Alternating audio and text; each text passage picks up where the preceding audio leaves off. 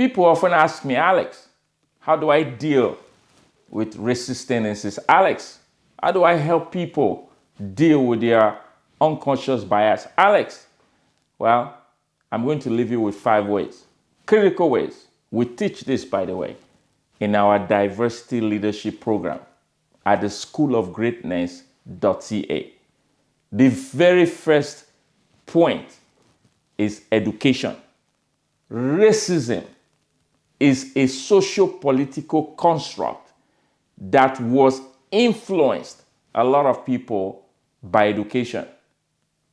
Racism, to reverse it, we must go back to reorient ourselves. So I urge you, the very first one, you want to deal with it, do your own study, do your research, get to understand the origin of race, get to understand the concept of unconscious bias, get to understand why Black Lives Matter. The very first one is education.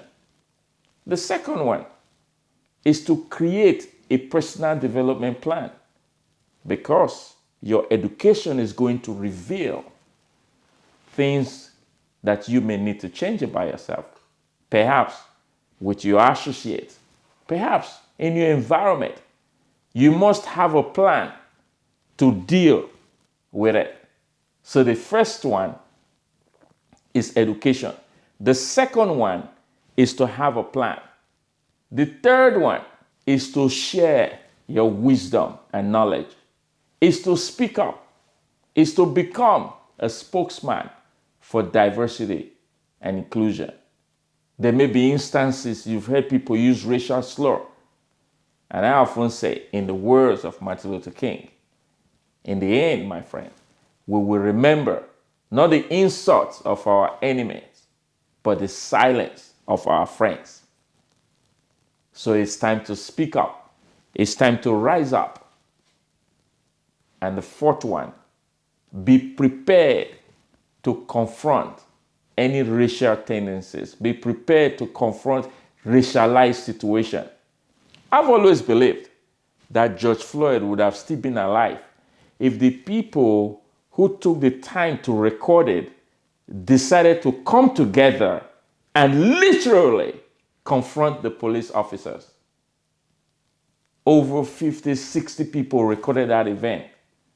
And the police said, stay at bay. And they did. But if that was your son, if that was your daughter, who was under the knee of another officer, would you stay at bay? Or would you rush to the situation? So the fourth one is to increase our confidence, to increase our comfort level, so that when we see situations or hear situations like that, we are able to speak up.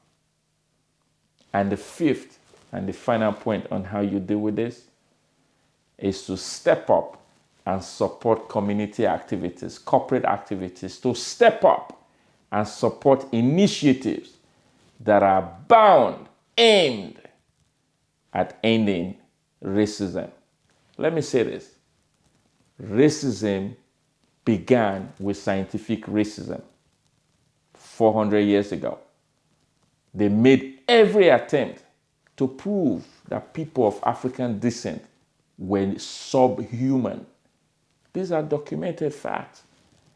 Gradually moved from scientific racism to structural racism.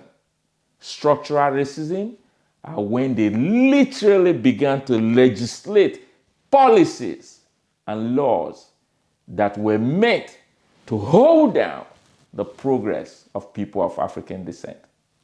From scientific racism to structural racism, and today we are faced with systemic racism.